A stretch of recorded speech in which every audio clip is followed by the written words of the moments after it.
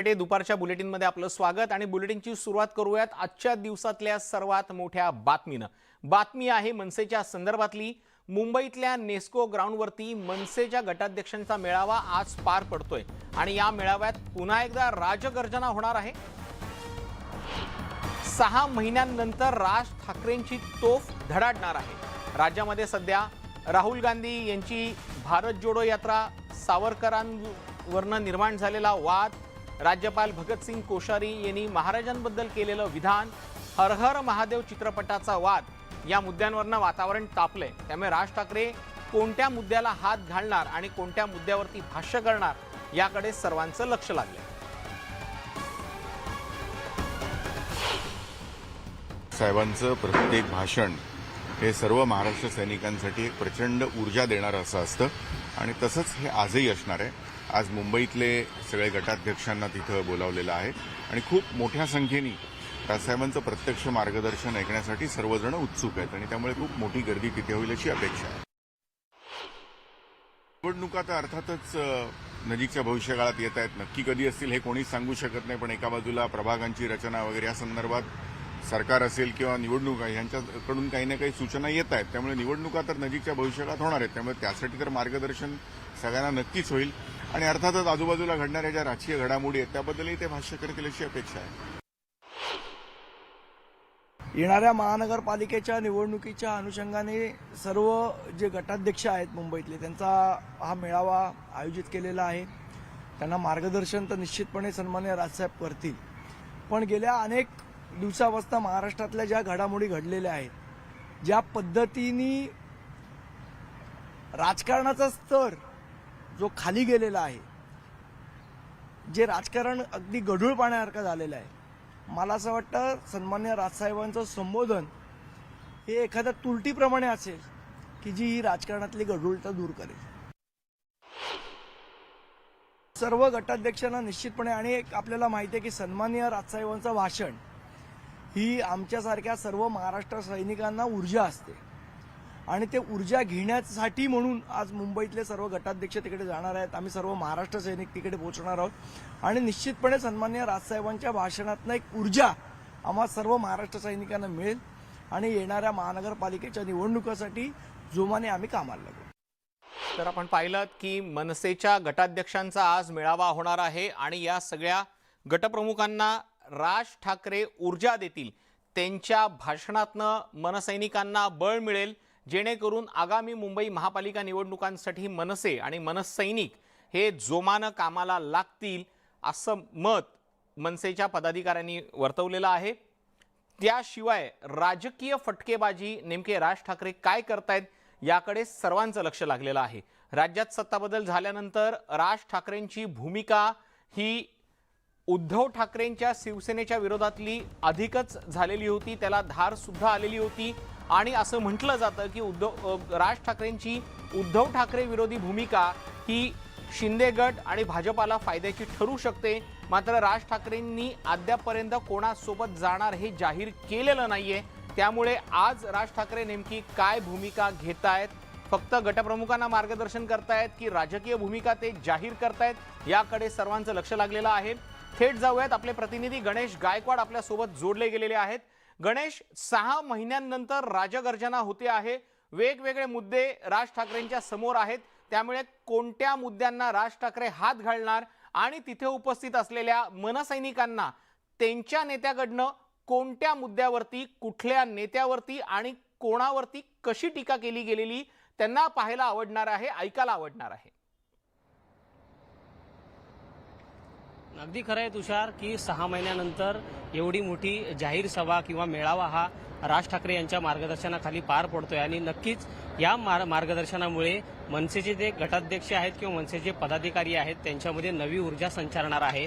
कारण आपल्याला माहिती आहे की आगामी स्थानिक स्वराज्य संस्थेच्या निवडणुका आहेत किंवा मुंबई महापालिकेच्या निवडणुका आहेत, त्या पार्श्वभूमीवर मनसे अध्यक्ष राज ठाकरे आपल्या गटाध्यक्षांना काय मार्गदर्शन करणार याचं सगळ्यांचं याच्याकडे लक्ष लागलेलं आहे। काही वेळापूर्वी बाळा नांदगावकर असतील किंवा मनसेचे नितीन सरदेसाई असतील, त्यांनी देखील प्रतिक्रिया दिलेली आहे की आगामी स्थानिक स्वराज्य संस्थेच्या निवडणुका किंवा किंवा मुंबई महापालिकेच्या निवडणुका याच्या संदर्भात राज ठाकरेंचं मार्गदर्शन अतिशय महत्त्वाचं ठरणार आहे. मात्र तत्पूर्वी सावरकरांबद्दल केलं गेलेलं वादग्रस्त वक्तव्य असेल किंवा छत्रपती शिवाजी महाराज यांच्याबद्दल वादग्रस्त केलेलं जे वक्तव्य असेल त्याचा समाचार राज ठाकरे आपल्या शैलीतून कशा प्रकारे घेतात हे देखील पाहणं तितकंच महत्त्वाचं आहे.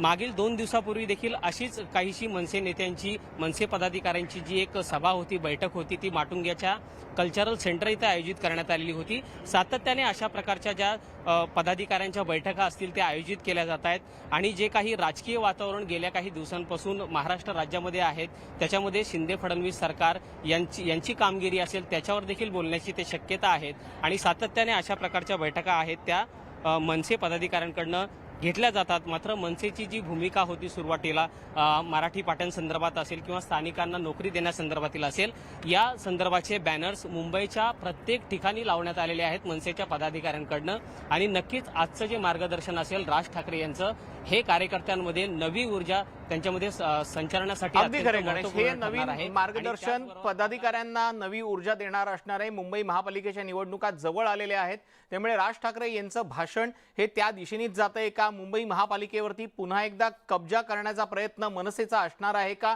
या सगळ्या प्रश्नांची उत्तरं आजच्या संध्याकाळच्या राजगर्जनेतनं आपल्याला मिळणार आहेत. तुर्तास धन्यवाद गणेश, तू दिलेल्या या माहितीसाठी. आता पाहूयात पुढची बातमी आजी माजी मुख्यमंत्र्यांच्या संदर्भातल्या वादातली.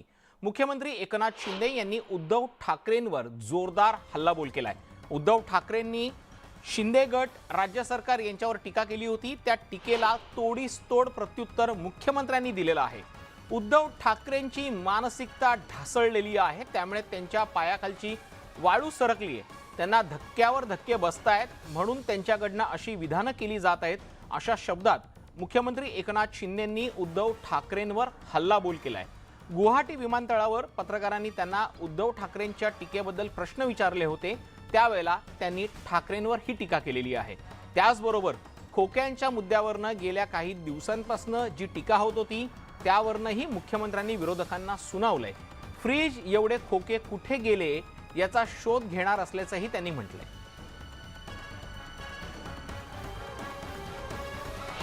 चांगलं आहे, त्यांच्याकडून यापेक्षा काय अपेक्षा करणार? त्यांची मानसिकता ढळलेली आहे, त्यांचा जो काय मॉरल आहे तुटलेला आहे. नैराश्यातून अशा प्रकारचं वक्तव्य त्यांच्याकडून होतं आहे. मला वाटत होतं की त्याला नैराश्य यायला खूप वेळ लागेल, परंतु ते अगोदरच आलेलं आहे. यापूर्वी देखील या महाराष्ट्रामध्ये एक निगेटिव्हिटी होती, एक नैराश्याचं वातावरण होतं. ते आम्ही सरकार नवीन बनवल्यानंतर ते बदललं आहे. एक सकारात्मक दृश्य, एक पॉझिटिव्हिटी क्रिएट झालेली आहे पब्लिकमध्ये. पब्लिक परसेप्शन जे आहे अतिशय आमच्या सरकारच्याबद्दल चांगलं आहे. त्यामुळेच त्यांच्या पायाखालची वाळू सरकली आहे, त्यांच्या छातीत धडकी भरलेली आहे, त्यांना धक्क्यावर धक्के बसत आहेत. त्यामुळे त्या धक्क्यातून ते सावरलेले नाहीत आणि मग अशा प्रकारचं वक्तव्य त्यांच्याकडून होतं. काही लोक लपून छपून करतात, परंतु लपून छपून केलेली कामं उजेडात येतात आणि ती लोकांना माहीत पडतात. काल आमच्या दीपक केसरकर साहेबांनी एक वक्तव्य केलेलं आहे, ते बोध घेण्यासारखं आहे आणि ज्यांनी आमच्यावर टीका करण्यापेक्षा स्वतःच्या गिरेबांमध्ये झाकून पाहावं. एकच वक्तव्य केलं की फ्रीजमध्ये भरून कुठे खोके गेले असं त्यांनी मला काल मीडियाला तुम्हाला सांगितलंय ना. आता त्याचा मी शोध घेतो आणि नंतर मी त्याच्यावर बोलतो. महाराष्ट्राला माहीत आहे खोके, आता हे जे बोलत आहेत ते छोटे मोठे खोके आहेत. मोठे मोठे खोके घेण्याची ऐपत आमदारांची आहे का? मोठे मोठे खोके, फ्रीज भरून खोके, फ्रीजच्या एवढ्या कंटेनरमधले खोके कुणाकडे जाऊ शकतात आणि ते कुणी पचवू शकतं हे सगळं महाराष्ट्राला माहीत आहे. एक दिवस हे जनतेच्या समोर येईल. केसरकरांनी एक सूचक विधान केलेलं आहे. राज्यातील सरकारला खोके सरकार म्हणून देशात मान्यता मिळालेली आहे अशी खोचक टीका शिवसेना खासदार संजय राऊतांनी केलेली आहे. पक्षांतर करणाऱ्या नेत्यांचं नातं जुळलं असेल असा टोला सुद्धा राऊतांनी एकनाथ शिंदेंना लगावलाय. आम्हाला कधी त्यांनी बोलवलं नाही कारण आम्ही कधी पक्षांतर केलं नाही असा टोलाही राऊतांनी लगावलाय. या 40 लोकांचा न्याय कामाख्या देवी करेल असं राऊत म्हणाल्यात. महाराष्ट्रात सगळ्यांना जागा आहे, पण महाराष्ट्राला कधी कोण जागा देणार का असा सवालही त्यांनी केलाय.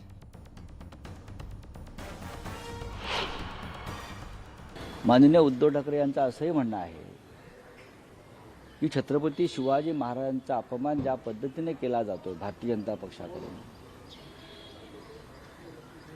त्यानंतर कर्नाटकचे मुख्यमंत्री ज्या पद्धतीने आपल्या महाराष्ट्रावरती हल्ले करत आहेत, या सगळ्याच्या विरोधामध्ये आपण सगळ्यांनी एकत्र यावं. त्याच्यामध्ये मग उदयनराजे भोसले असतील छत्रपती, संभाजीराजे छत्रपती असतील, महाविकास आघाडी असेल, संभाजी ब्रिगेड असेल, इतर ज्यांना या महाराष्ट्राविषयी आणि छत्रपती शिवाजी महाराजांविषयी श्रद्धा आहे, स्वाभिमान आहे, त्या प्रत्येकानं एकत्र येऊन महाराष्ट्राचा इतिहास, छत्रपती शिवाजी महाराज यांची विटंबना करणाऱ्यांच्या विरुद्ध एकत्र यावं अशी आमची भूमिका आहे. अल्टिमेटम तर कोणत्याही राजकीय पक्षाला देता येतं. अल्टिमेटम तर गुणवंत तेही देतात. तर मला वाटतं याच्यावर काही अल्टिमेटम कोणी कोणाला दिलं या संदर्भामध्ये प्रत्येकाचा तो लोकशाहीमध्ये अधिकार. शिवसेना गटार आहे का अशी टीका सुधीर मुनगंटीवारांनी केलेली आहे. जुने ऑडिओ ऐकून जनाची नाही तर मनाची लाज बाळगा असं सुद्धा ते म्हणालेत. शरद पवारांपासून उद्धव ठाकरेंपर्यंत सर्वांचे जुने व्हिडिओ आम्ही काढू आणि सांस्कृतिक विभागाच्या माध्यमातून एक कार्यक्रम ठेवू असा टोला सुधीर मुनगंटीवार यांनी लगावलेला आहे. त्याचबरोबर उद्धव ठाकरे यांच्या वक्तव्याकडे गांभीर्याने बघू नये. शिवसेनेतल्या नेत्यांना ते गटारातले किडे म्हणतात. मात्र हेच नेते आधी शिवसेनेत होते, म्हणजे शिवसेना गटार आहे का असा सवालही त्यांनी उपस्थित केलाय. मुख्यमंत्र्याच्या खुर्चीसाठी स्वतःच्या विचाराला जमिनीत गाडलं. त्यांना कधी वाटलंच नाही की आपल्याच पक्षाचे आमदार जे स्वर्गीय हिंदुहृदय सम्राट बाळासाहेब ठाकरे यांच्या वैचारिक भूमिकेवर हातात हा भगवा घेऊन लढायचे, ते आपल्याला सोडून जाते. पण शेवटी एक खरं आहे, तुम्ही काँग्रेस राष्ट्रवादीसोबत गेल्यानंतर अशी अपेक्षा काय करायची? पक्षामध्ये शेवटी लोकशाही आहे. तुमची हुकुमशाही चालवायची का की तुम्ही कसंही वागायचं आणि लोकांनी ऐकायचं? तुम्ही सांगायची ती दिशा, तुम्ही सांगाल तेच धोरण, तुम्हीच बांधाल तेच तोरण, असं होत नाही. मला वाटतं की जुने ऑडिओ ऐकून जनाची नाही तर मनाची लाज ठरायची असेल तर मग शरद पवार साहेबांपासून तर उद्धवजींपर्यंत एकदा आपण जुने व्हिडिओ काढू आणि एकदा सर्व पक्षीय जनाची नाही तर मनाची लाज ठेवू असा एक सांस्कृतिक विभागाच्या माध्यमातून कार्यक्रम घेऊ. मला आश्चर्य वाटतं, अरे तुम्ही सांगितलं बांधावर 50,000 रुपये देऊ, कुठे गेले 50,000 रुपये? तुम्ही सांगितलं की काँग्रेस आणि राष्ट्रवादी या देशामध्ये या राजकीय पक्षाशी आम्ही कधीही संबंध ठेवणार नाही, तुमचा व्हिडिओ आहे. मग जनाची नाही तर मनाची. भाजप आमदार नितेश राणेंनी पुन्हा एकदा उद्धव ठाकरेंवर टीका केलेली आहे. हिंदू हृदय सम्राट बाळासाहेब ठाकरेंची थिल्लरपणे टवाळी करणाऱ्यांच्या हातात शिवबंधन. अरे ती सत्तेसाठी किती लाचारी, सांगा कुणी केली बाळासाहेबांसोबत गद्दारी असं ट्विट करत त्यांनी उद्धव ठाकरेंना टोला लगावलाय. आपण पाहूयात नितेश राणेंनी नेमकं ट्विटमध्ये काय म्हटलंय. हिंदू हृदय सम्राट बाळासाहेब ठाकरेंची थिल्लरपणे टवाळी करणाऱ्यांच्या हातात शिवबंधन. अरे किती ती सत्तेसाठी लाचारी, सांगा कुणी केली बाळासाहेबांसोबत गद्दारी.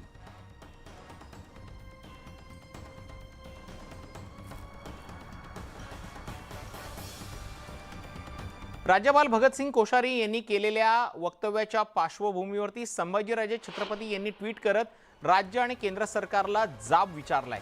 छत्रपती संभाजीराजे यांनी कोश्यारी यांना राज्यपाल पदावरून त्वरित हटवावं अशी मागणी केलेली होती. तसं अधिकृत पत्र सुद्धा त्यांनी राष्ट्रपती आणि पंतप्रधानांना पाठवलेलं होतं. मात्र अद्यापही कोश्यारी यांच्यावर कोणतीही कारवाई झाली नाही. याचा अर्थ राज्यकर्ते त्यांच्या विधानाशी सहमत आहेत का असा सवाल संभाजीराजेंनी महाराष्ट्राच्या विचारलाय. याशिवाय महाराष्ट्राच्या जनतेला गृहीत धरू नये, शिवभक्तांच्या भावना सरकारला समजत नसतील तर उठाव होईलच असा इशारा सुद्धा दिलेला आहे. छत्रपती संभाजीराजे यांच्या ट्विटनंतर स्वराज्य संघटनेचे कार्यकर्ते काय पवित्रा घेतात याकडे सर्वांचं लक्ष लागलंय.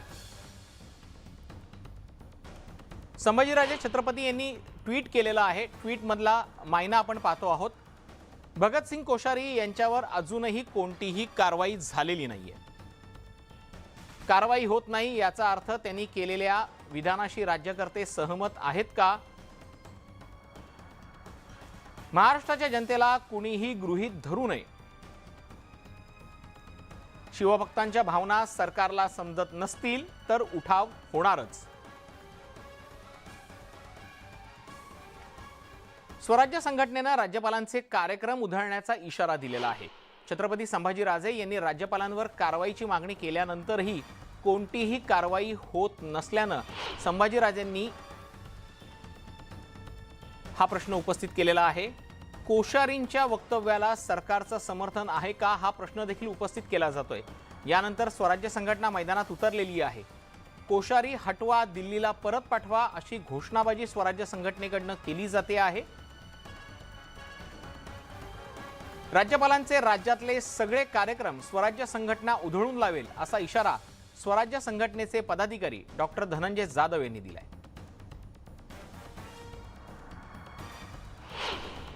स्वराज्य संघटना राज्यभरामध्ये त्यांच्या साथीला साथ देणार. राज्यपाल हटवा या मोहिमेत सहभागी होणार. राज्यभरामध्ये स्वराज्य संघटना निवेदन देईल, निदर्शने करेल. याही पुढे जाऊन राज्यपालांचा कितीही राजशिष्टाचार असला, ते कितीही प्रथम नागरिक असले तरी हा महाराष्ट्र छत्रपती शिवाजी महाराजांचा आहे. या महाराष्ट्रामध्ये छत्रपती शिवाजी महाराजांच्या उपर कोणी नाही. त्यामुळे महाराष्ट्रातील राज्यभरामध्ये होणारे कार्यक्रम राज्यपालांचे हे स्वराज्य संघटना उधळून लावेल आणि राज्यपालांना सोळो की पोळो करेल. राज्यकर्त्यांना आमचं आव्हान आहे, तात्काळ आपण राज्यपाल कोश्यारी यांना हटवा आणि या महाराष्ट्रातील शिवभक्तांचा, या हिंदुस्थानातील शिवभक्तांचा स्वाभिमान जागवा. कर्नाटकच्या मुख्यमंत्र्यांचा महाराष्ट्र तोडण्याच्या विधानानंतर आता महाराष्ट्रातच विरोधक विरुद्ध सत्ताधारी असा सामना सुरू झालेला आहे. संजय राऊतांनी बसवराज बोम्मईंच्या सीमावादाच्या विधानामागे भाजपची स्क्रिप्ट असल्याचा आरोप केला होता. त्यानंतर महसूल मंत्र्यांनी संजय राऊतांवरती जोरदार निशाणा साधलाय. पाहूयात. सत्ताधारी विरोधकांमध्ये स्क्रिप्टवरून जुंपली. सत्ता काळात सिल्वर ओक वरून स्क्रिप्ट यायचं. राऊतांच्या टीकेला विखे पाटलांचं उत्तर. सीमावादावरून सत्ताधारी विरोधक आमने सामने. छत्रपती शिवाजी महाराजांविषयी राज्यपाल भगतसिंग कोश्यारींनी केलेल्या वक्तव्यामुळे राजकीय वातावरण तापलेलं असतानाच महाराष्ट्र कर्नाटक सीमा प्रश्नावरून नव्या वादाला तोंड फुटलं. कर्नाटकचे मुख्यमंत्री बसवराज बोम्मईंनी केलेल्या वक्तव्यामुळे सीमावाद पेटला. अचानक उफाळून आलेल्या वादामागे भाजपचं षडयंत्र असल्याचा आरोप शुक्रवारी संजय राऊत यांनी केला. कर्नाटकचे भाजपचे मुख्यमंत्री महाराष्ट्राच्या भाजपच्या मुख्यमंत्री उपमुख्यमंत्र्यांचे अशा प्रकारे बोलणं हे ठरलेलं स्क्रिप्ट आहे. महाराष्ट्रातून शिवाजी महाराजांचा जो विषय चाललाय अपमानाचा, त्याच्यापासून लोकांचं चित्त दूर करावं, विचलित करावं, संताप कमी करावा आणि या विषयाकडे वळावं, यासाठी कर्नाटकच्या मुख्यमंत्र्यांना लिहून दिलेले स्क्रिप्ट आहे. संजय राऊतांनी थेटपणे राज्यपालांचं विधान आणि बोम्मईंनी केलेल्या दाव्यासाठी भाजपला आरोपीच्या पिंजऱ्यात उभं केलं. सीमावादात भाजपचं स्क्रिप्ट असल्याचा आरोप राऊतांनी केल्यानंतर महसूल मंत्री राधाकृष्ण विखे पाटलांनी राऊतांना प्रत्युत्तर देत पवारांवरही टीकेचे बाण सोडले. आता संजय राऊतांचं मी विधान पाहिलंय, कारण मला आश्चर्य वाटलं, कारण त्यांना स्क्रिप्टचा लिहिणं आणि स्क्रिप्टचा लिहून दिलेला स्क्रिप्ट वाचण्याचा बराच अनुभव दिसतोय. कारण यापूर्वी महाविकास आघाडी सरकारमधला सर्व संजय राऊतांचं स्क्रिप्ट हे सिल्वर ओक मधूनच दिलं जात होतं असं पूर्वी चर्चा होती. मला वाटतं त्यांनी स्वतः एकदा त्याचं आत्मपरीक्षण करण्याची गरज आहे. स्क्रिप्ट कोण लिहून देत होतं, कोण लिहितं, मला वाटतं त्यांच्या आरोपात काही तथ्य नाही आहे. सीमावादात कुणाची स्क्रिप्ट आहे हे सांगणं अवघड आहे, पण सत्ताधारी आणि विरोधक यांच्यात रंगलेल्या या आरोप प्रत्यारोपांमुळे मात्र राजकीय वातावरण तापल्याचं पाहायला मिळतंय. त्यामुळं आता या स्क्रिप्ट वादात पुढे काय घडतं याकडे सर्वांचं लक्ष लागलंय. Bureau report, news 18 Lokmat. औरंगाबादमधनं आता एक धक्कादायक बातमी येते आहे. एका तरुणीला एकतर्फी प्रेमातनं जीवे ठार मारण्याची धमकी दिलेली आहे आणि तिचा विनयभंग करण्यात आलेला आहे. 17 वर्षीय अल्पवयीन मुलीचा विनयभंग करण्यात आलेला आहे. औरंगाबादच्या वाळूज मधली ही घटना आहे. तू माझी नाही तर तुला कोणाचीही होऊन देणार नाही, मी मरेन आणि तुलाही मारेन अशा भाषेत या तरुणानं तरुणीला धमकी दिलेली आहे.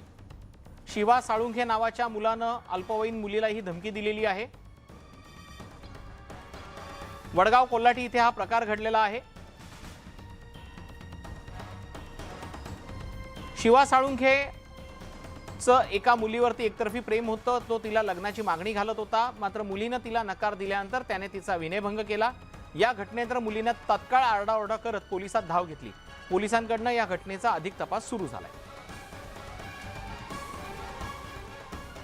बातमी आहे नाशिकमधून। नाशिकच्या म्हसरूळ परिसरातल्या ज्ञानदीप गुरुकुल आश्रमात 5 मुलींवर अत्याचार झाल्याचं पोलीस तपासात उघड झालेलं आहे।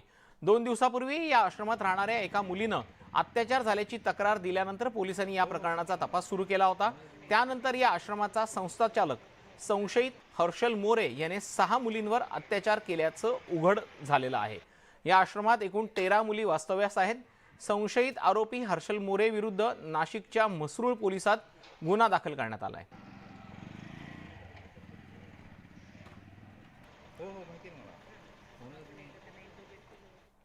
बातमी आहे पुण्यात गुन्हेगारीचं सत्र काही थांबण्याचं नाव घेत नाहीये। पुण्यामध्ये पानटपरीच्या वादातून एकाची हत्या करण्यात आल्याची धक्कादायक घटना घडलेली आहे। घराशेजारी पानटपरी टाकली या रागातून ही हत्या करण्यात आलेली आहे। आशिष कांबळे या व्यक्तीचा मध्यरात्री तीक्ष्ण शस्त्रानं वार करून खून करण्यात आलेला आहे। खडकी परिसरात ही घटना घडली असून खडकी पोलिसांनी या प्रकरणी दोघांना ताब्यात घेतलं असून फरार आरोपींचा शोध सुरू आहे। हत्येसाठी वापरलेले कोयते सुद्धा जप्त करण्यात आलेले आहेत।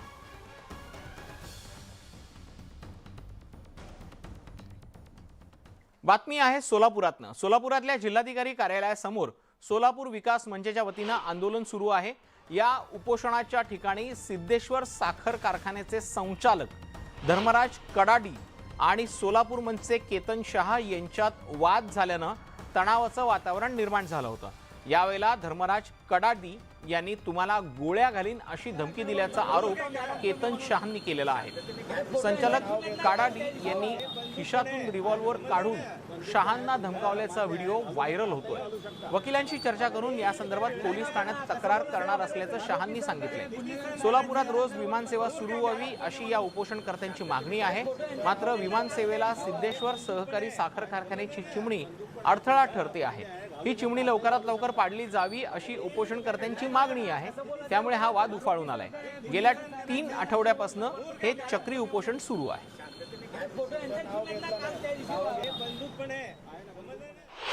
काय केला तर तुला गोळी घालील म्हणले। म्हणलं मला माहित आहे साहेब, तुमच्याकडं रिव्हॉल्वर आहे आणि त्याचं लायसन्स आहे, मला माहित आहे। तुला माहित काय रे म्हणून त्यांनी खिशातनं रिव्हॉल्वर काढलं, सिल्वर रंगाचं रिव्हॉल्वर काढलं आणि गोळी घालून तुला ठार करेल म्हणून सांगितलं। म्हटलं साहेब हे शोभत नाही, तुम्ही एवढे मोठे व्यक्ती आहात, हे चांगलं दिसत नाही, एवढ्या संस्थेवर काम करता, तुमच्या एवढ्या शैक्षणिक संस्था आहेत, हे तुम्हाला शोभत नाही साहेब म्हणून त्यांना विनंती करत होतो। तरी रागाच्या भरात ते BP हाय झाल्यासारखं करत होते आणि गोळी मारायची धमकी त्यांनी मला दिली। पण त्याच्यानंतर आमचे सहकारी सगळे त्यांना घेऊन गाडीमध्ये बसवले आणि ते निघून गेले। पिस्तूल आणि 2 जिवंत काडतूस अवैधरित्या विनापरवाना गुजरातकडे घेऊन जाणाऱ्या तिघांना तलासरी पोलिसांनी अटक केलेली आहे। गुजरात विधानसभा निवडणुकीच्या पार्श्वभूमीवरती पालघर पोलिसांकडून सुरू असलेल्या नाकाबंदीमध्ये ही कारवाई करण्यात आलेली आहे। या कारवाईमध्ये संगमनेर इथल्या तिघांना पोलिसांनी अटक केली आहे।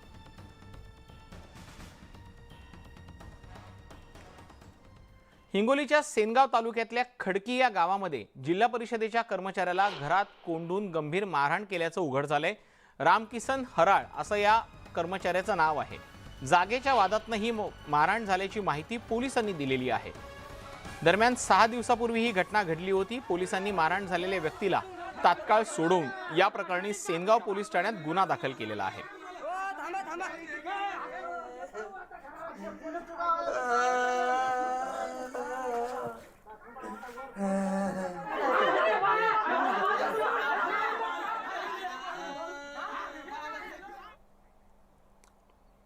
बीडच्या गेवराई तालुक्यातले तहसीलदार सचिन खाडे यांनी जिल्हाधिकाऱ्यांकडे संरक्षणाची मागणी केलेली आहे।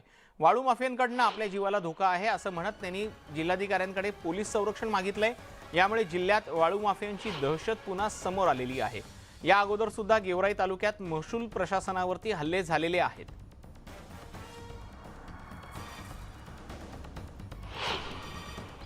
आता आमदारचं सुद्धा काही आमदार महोदय त्यांचा सुद्धा थैथाट झालेला आहे. हे वाळू आणि क्रशर बंद झाल्यामुळे काय असं आहे की माफिया राज्यातून लोकांमध्ये दहशत निर्माण करायची आणि वाम मार्गाने मिळालेल्या पैशाचा वापर जनतेमध्ये दहशत निर्माण करण्याचा होत होता. बीड जिल्ह्याची घटनासुद्धा खरं ही दुर्दैवी आहे. मी जिल्हा पोलीस प्रमुख आणि जिल्हाधिकाऱ्यांना मी आजच सूचना दिलेल्या आहेत की तात्काळ अशा प्रवृत्तीविरुद्ध कठोर कारवाई झाली पाहिजे. प्रसंगी मोका लावला तरी हरकत नाही, पण कारवाई झाली पाहिजे. एसटी महामंडळात निवड झालेल्या मात्र अद्याप अंतिम नियुक्तीच्या प्रतीक्षेत असलेल्या चालक वाहकांना नियुक्तीसाठी लाचखोरीचे संकेत देणारे एक व्हिडिओ समोर आलेला आहे. नागपूर जिल्ह्यातल्या धापेवाडा बस स्थानकावरचा हा व्हिडिओ आहे. या व्हिडिओमध्ये एसटी महामंडळात 2019च्या सरळ सेवा भरतीनं निवड झालेल्या चालक आणि वाहकांकडनं अंतिम नियुक्तीसाठी पैसे घेतले गेल्याचं दिसून आलेलं आहे. धक्कादायक बाब म्हणजे 3,000 रुपये घेऊन निवड झालेल्या चालक आणि वाहकांना नियुक्तीपूर्वीची अत्यंत महत्त्वाची अंतिम चाचणी यशस्वीरित्या पूर्ण केल्याचं प्रमाणित केलं जाईल असं आश्वासन दिल्यानंतर हे पैसे घेतले जात आहेत. एसटी महामंडळात सरळ सेवा भरती पद्धतीनं 2019 मध्ये नागपूर जिल्ह्यासाठी 183 तर राज्यभरासाठी जवळपास 4,000 चालक आणि वाहकांची भरती पार पडली होती.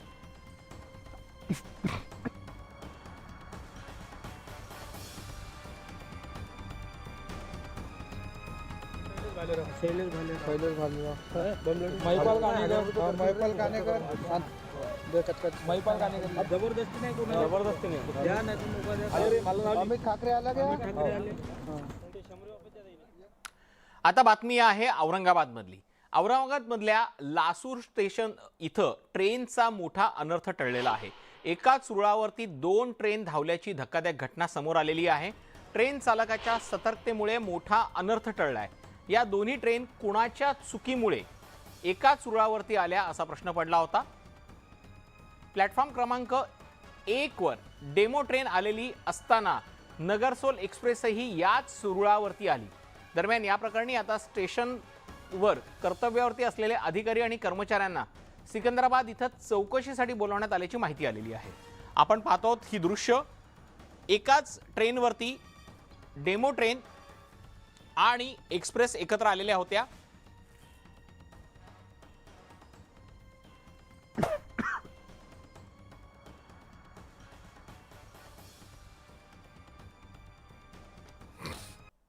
दुपारच्या बातम्यांमध्ये ब्रेक नंतर आपलं स्वागत. आता पाहूयात बातमी आदित्य ठाकरेंच्या ड्रीम प्रोजेक्टच्या संदर्भातली.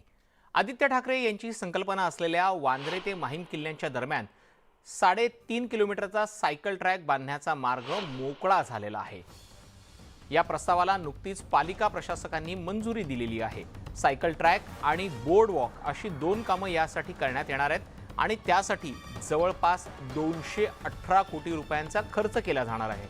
गेल्या वर्षी ऑगस्ट महिन्यात या प्रस्तावावरती स्थायी समितीमध्ये चर्चा झालेली होती. मात्र या कामाला आता पालिका प्रशासकांनी मंजुरी दिलेली आहे.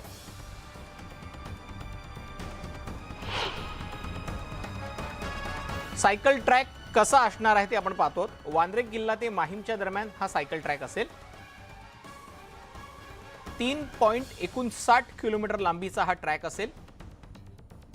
यासाठी 218 कोटी रुपयांचा खर्च येणार आहे. 12 महिन्यात काम ठेकेदाराला पूर्ण करावं लागणार आहे. देखभाल दुरुस्तीचा कालावधी हा 10 वर्षांचा असेल.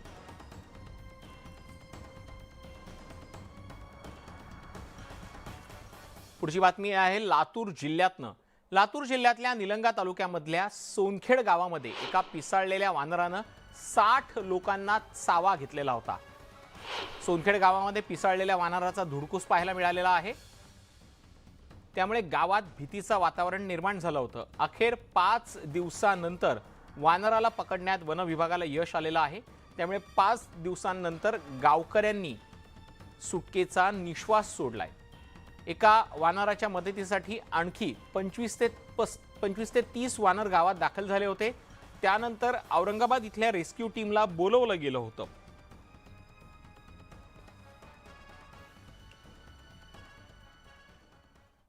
अकोला जिल्ह्यातल्या पातूर तालुक्यातल्या कार्ला गावात माकडांचा मोठ्या प्रमाणात हैदोस निर्माण झालेला होता.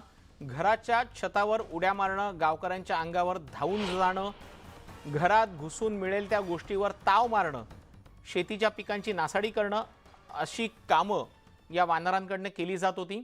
यामुळे नागरिक त्रस्त झाले होते।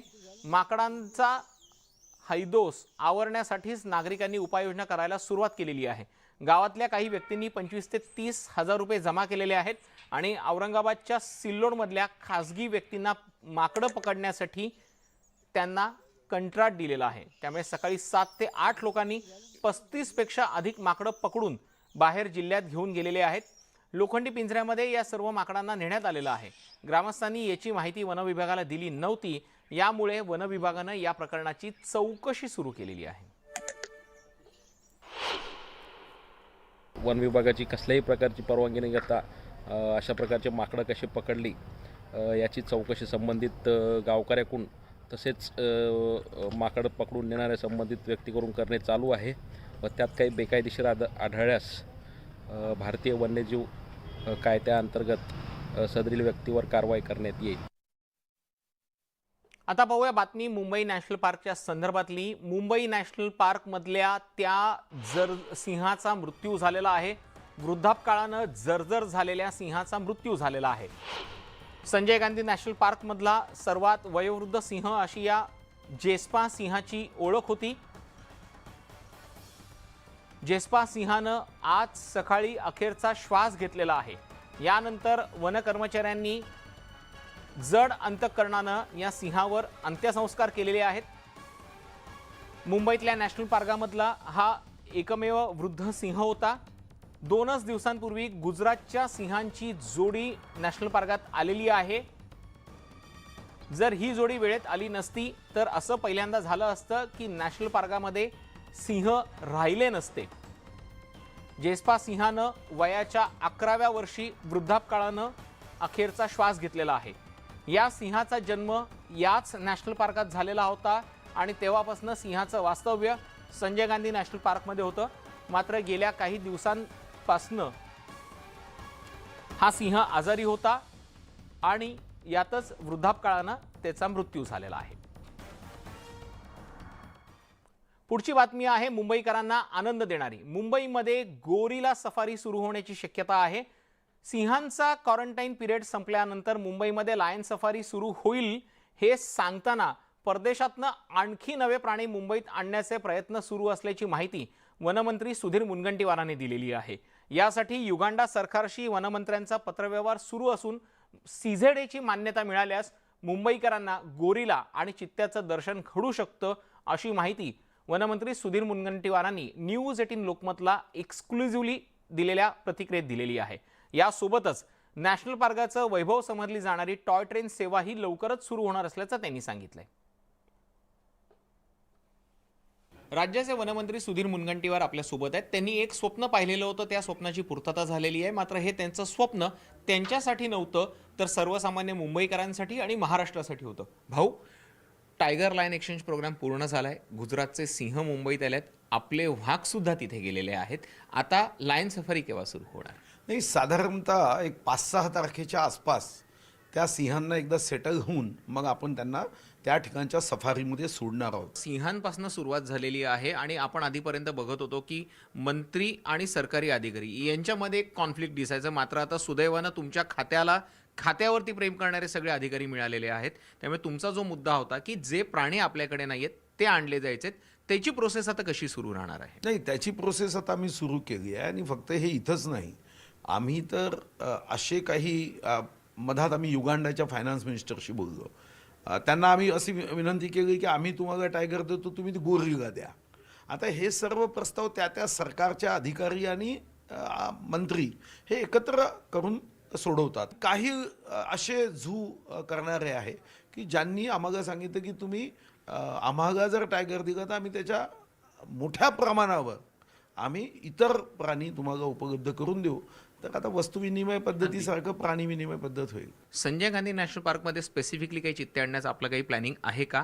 आणि त्याच धर्तीवरती थायलंडमध्ये ज्या पद्धतीनं डॉल्फिन सफारी सुरू आहे किंवा तिथे वेगवेगळे शोज चालतात, एलिफंट सफारी तिथे आहे, हत्ती तिथे पेंटिंग करतात, गेम खेळतात, असं काही इथे करण्याचं नियोजन आहे का? याच्यामध्ये सगळ्यात मोठा त्रास म्हणजे फक्त जे प्राणीप्रेमी आहेत त्यांचा त्रास होऊ शकतो की बाबा प्राण्यांना त्रास दिला जातो, मात्र त्रास मनोरंजन याची कुठे सांगड घालण्याची गरज आता वाटतेय का? नाही, प्राण्यांना त्रास देण्याचा प्रश्नच उपस्थित होत नाही, कारण आपण हे प्राणी पिंजऱ्यात बंद करतच नाही. त्यांच्यासाठी जसं जंगलामध्ये वातावरण असतं तसंच वातावरण तिथं असतं आणि मोठ्या क्षेत्रामध्ये करतो. यासाठी मात्र एकदा भारत सरकारची आपल्याला वन्यजीव त्यांचं जे मंडळ आहे त्याची परवानगी घ्यावी लागते.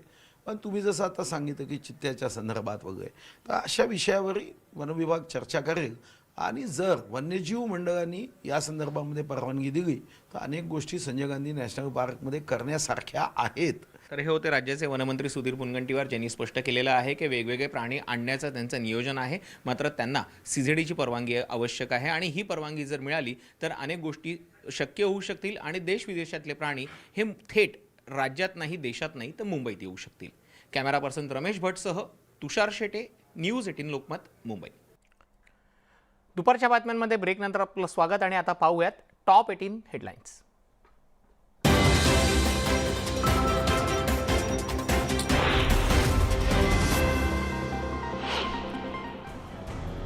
पंतप्रधान नरेंद्र मोदी यांनी मन की बातच्या 95व्या भागात देशवासियांशी संवाद साधला. यावेळेला त्यांनी G20 परिषद ही भारतासाठी मोठी संधी असल्याचं सांगितलं.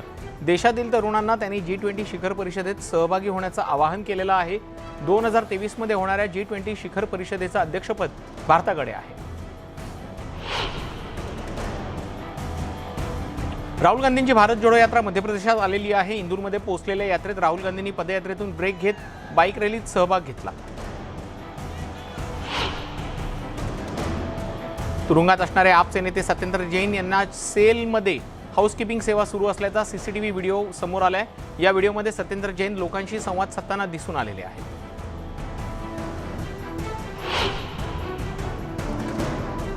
दिल्ली निवडणुकांसाठी MIMचे अध्यक्ष असुद्दीन ओवैसी यांनी प्रचाराला सुरुवात केली. आपची मुलं जेलमध्ये सडत आहेत आणि यांचे मंत्री जेलमध्ये मजा करत असल्याचं सांगत त्यांनी आप पक्षावर जोरदार निशाणा साधलाय. श्रद्धा हत्याकांडातील आरोपी आफताब सध्या तिहार जेलमध्ये कैद आहे. जेल प्रशासनाकडनं त्याच्यावर 24 CCTVच्या माध्यमातून नजर ठेवली जाते. त्याला जेलच्या बाहेर पडण्यास मनाई करण्यात आलेली आहे. त्याला इतर कैद्यांपासून सुद्धा वेगळं ठेवण्यात आलंय. गुजरातमधल्या पोरबंदर जवळच्या एका गावात शनिवारी केंद्रीय राखीव पोलीस दलाच्या जवानानं आपल्या सहकार्यावरती गोळीबार केला. यात 2 जवान ठार झाले तर अन्य 2 जवान जखमी झालेले आहेत.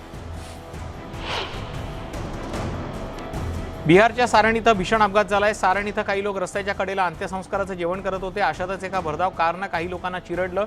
यात 18 लोक गंभीर जखमी झाले. उत्तर प्रदेशमध्ये बुलंदशहरमध्ये गादीच्या कारखान्याला आग लागलेली आहे. दरम्यान अग्निशमन दलाच्या जवानांनी शर्थीचे प्रयत्न करत आगीवर नियंत्रण मिळवलं.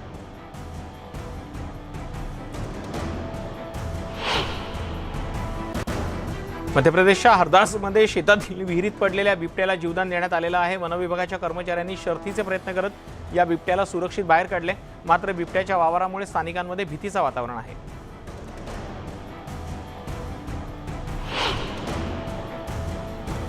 भोपाळमध्ये एका हॉटेलमध्ये राडा झालाय. नशेत असलेल्या दोघांमध्ये हाणामारीची घटना घडली असून हा प्रकार कॅमेऱ्यात कैद झालाय. यानंतर पोलिसांनी दोघांना ताब्यात घेतले.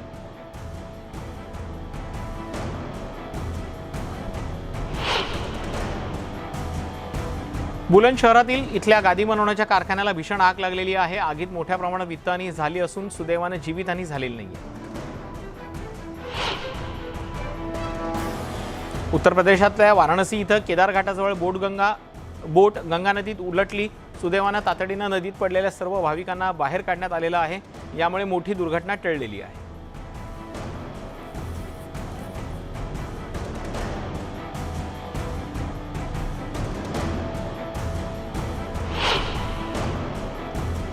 आसाम राज्यातल्या बिस्वा इथं अवैध दारूचा साठा जप्त करण्यात आलेला आहे. जवळपास 15 लाखांची दारू जप्त करण्यात आलेली आहे. या प्रकरणी पोलिसांनी दोघांना अटक केली. अमेझॉन इंडियानं येत्या वर्षात त्यांची एडटेक शाखा बंद करण्याची घोषणा केल्यानंतर आता फूड डिलिव्हरी व्यवसायही बंद करण्याचा निर्णय घेतलाय. चीनच्या अनेक भागात कोरोनाचा संसर्ग वाढत चाललाय. त्यामुळे लोकांमध्ये दहशतीचं वातावरण निर्माण झालंय.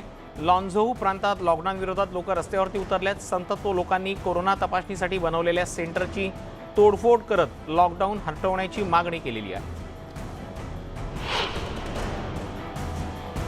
इटलीच्या इसाचिया बेटावर भूस्खलनानं अनेक इमारती कोसळल्यात. या दुर्घटनेत 8 जणांचा मृत्यू झाला तर 12 जण बेपत्ता झालेत. ढिगाऱ्याखाली अडकलेल्या 100हून अधिक जणांची सुटका करण्यात आलेली आहे.